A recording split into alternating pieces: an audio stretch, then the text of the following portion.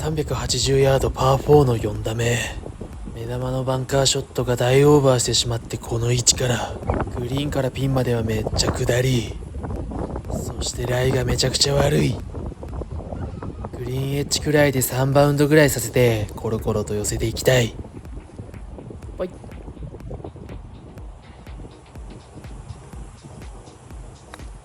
1番2番3番コロコロコロコロコロ。足りない。一番ダメなやつ。